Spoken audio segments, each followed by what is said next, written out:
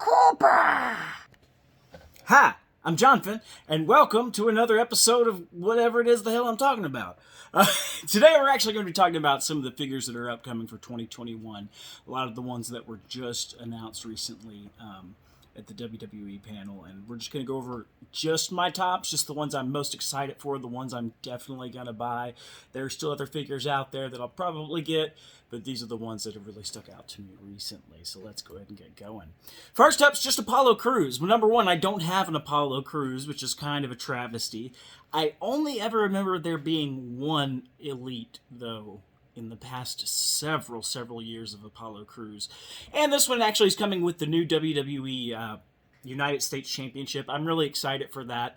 I really love this new belt. I think it's just worlds better than the old one. It's not as good as the WCW or NWA ones, but I think it's much better than what they have been shoving down our throats for a few years. And I'm really pretty optimistic about the future of belts in WWE. The past few they've come up with, I've been pretty okay with. Up next, we've got the one and only Hulk Hogan, brother. Now, why is Hulk Hogan on here? He is a has-been. Terry Bollea is I mean, kind of a racist. No real kinda about it. But Hulk Hogan is one of the most important characters from my childhood, period. He was wrestling to me for the longest time, that when he left WWF, I kind of started falling out of love with the product in general. Even though I did watch it for several years after that, Hulk Hogan really had been the main attraction for me for so long. And I'm really excited about this one in particular because that head sculpt is just fantastic. It has the crazy eyes that I'm used to seeing Hulk Hogan do, and I just want to add it to my collection. It's the red and yellow Hogan, which is the Hogan that I really love, you know, the Hulkamania Hogan, so I'm going to be super excited to add this one to my collection. Up next, someone who was constantly a thorn, you see the boots, in Hulk Hogan's side. This is Colonel Mustafa, who previously had been known as the Iron Sheik. He changed nationalities for a storyline, but I really want this figure. It looks like it's beautifully made. The jacket is made of cloth. That is just the best thing ever. He's got the Iraqi sympathizer boots, and I just think it's a really well-made figure, and I want to add it to my collection because that storyline was kind of pivotal in my childhood. I had Desert Storm trading cards, y'all. Like, I was trading to get that Norman Schwarzkopf. That's how sold we were on war as kids. But, you know, this storyline especially was just, you know, propaganda right up my alley. So I'm really excited to get my hands on this guy, and he's going to be a must-have along with that Hulk Hogan, so I can do some WrestleMania 3 and SummerSlam stuff. Or WrestleMania 7, listen to me. Lucha Soros, come on. How is this not on everyone's must-have list? Ever since I saw Lucha Soros in that very first, was it All In, I think, the first AEW event, that was the first time I had ever seen him, and I was just absolutely transfixed by the gimmick. I think it's fantastic, and to get it in a figure form is going to be wonderful. I have so many different storyline ideas for this guy that hopefully I'll get to once we get moved and settled. Lord, it feels like I'm never going to get back to that comic because of this move. You should see the room I'm in right now. There's just stacks of furniture over to my right and stuff, and a box of CDs. Yeah, CDs, remember those? I still buy CDs when I can. Anyway. So Luchasaurus up next, Roman Reigns. I have never wanted a Roman Reigns figure. And that's not to say that I don't like Roman Reigns, and I've liked Roman since I started watching wrestling back in 2016, even if I didn't like the storylines he was in. I always enjoyed him as a wrestler. I was the type that cheered him when he came out at events. I really respected the guy, and it's just gone through the roof since his heel turn, of course. He has just been one of the best things about WWE, in my opinion, and his win at WrestleMania 37, which I predicted, by the way. I don't know if it was that hard. His win there just solidified him as the dominant champion of this year.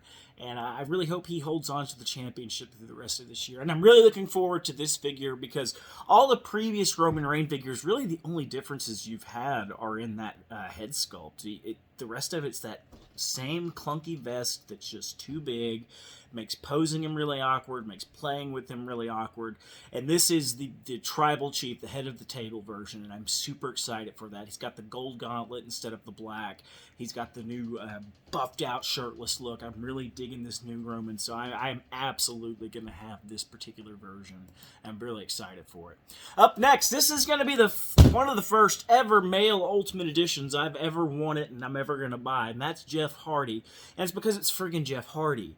You get two really fun head sculpts. You get the spinner belt, which I probably won't use, but it would be nice to have in my figure collection. But it's a really great opportunity to get a Jeff Hardy figure, a fantastic one. Another thing about there are two Ultimate Editions on this list. And the next Ultimate Edition is the very last one on the list. But they both have butterfly joints now, which means these shoulders can rock forward and backward, which gives them a whole new degree of movement in terms of posability. Plus that extra posable torso here doesn't just go back and forth. It kind of can swivel around. And it's Jeff Hardy, so you can do all kinds of amazing poses and scenes and stuff like that and have it be completely believable because of the really insane shit he's been willing to pull off throughout his career. So I'm really excited for this Jeff Hardy Ultimate Edition.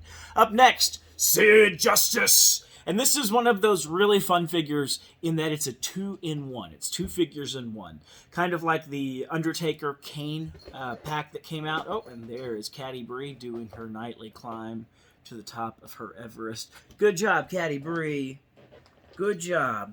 But this is Sid Justice, both SummerSlam of 1992, 91, or I think it's 92.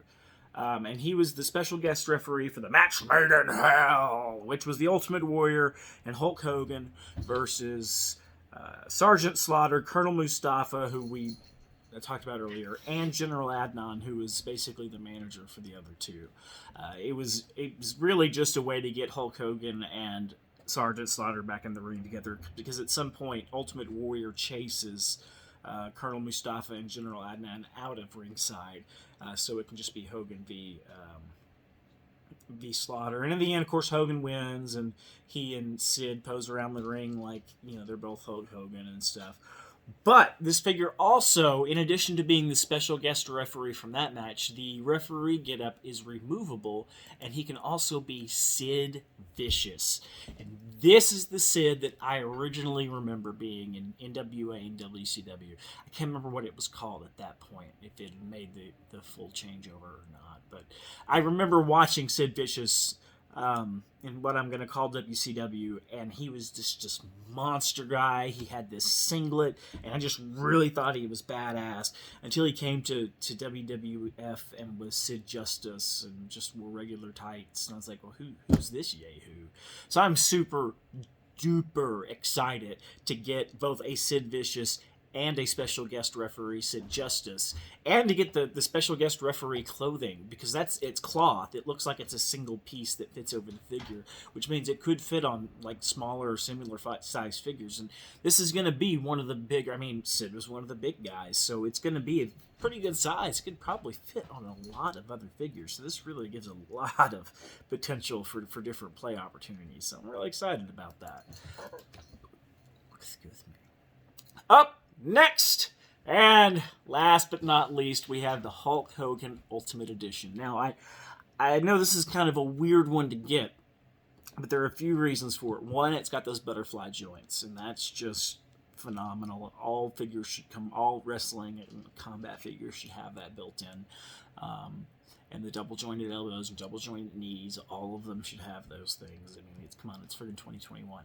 But this comes with the head sculpt from WrestleMania 9, and you'll notice that he's got a black eye. Now, there are a lot of stories about where that came from. I think Hulk's official story and the story that WWE and WWF pushed was that he was in a car accident or something. But the other story that a lot of wrestling fans kind of whisper about, and we hope is true, is that Macho Man had actually punched him the day before, giving him that black eye, because Hulk Hogan was known to be kind of a jackass back then.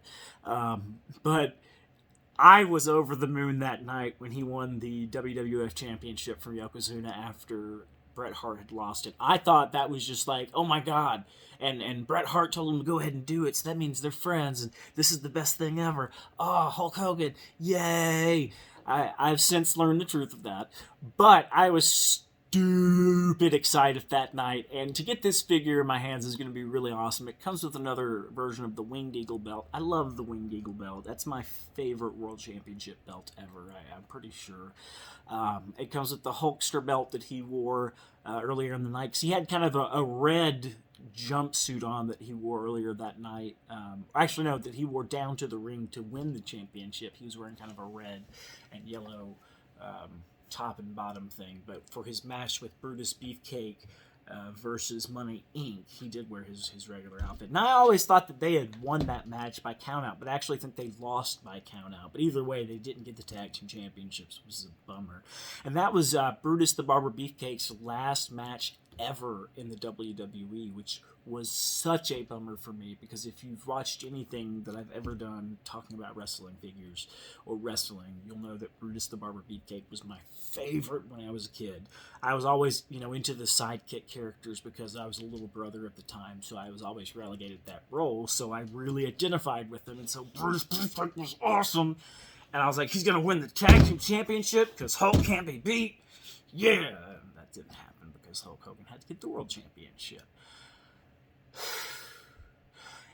That's neither here nor there, though. I'm really excited for this one. I'm really excited for all of these figures. There are other figures coming out this year that I'm also excited for, including those Brutus Beefcake that are coming to Target in July. I tried to pre-order them, but they sold out before I ever got a chance to really get in there and get it, so I'm just going to have to store hop and hopefully find both the regular and the Chase variant, because I want to get both. And I'm not going to keep them mock, so if you get them loose, let me know, and I'll probably be willing to buy one for me. But anyway, thanks for watching. Thanks for checking out my video. I hope you enjoyed it. And if you're a collector, keep collecting. If you just like watching, keep watching. Do whatever it is that makes you happy, and don't let anybody make you ashamed of it. Take care. John Finn out.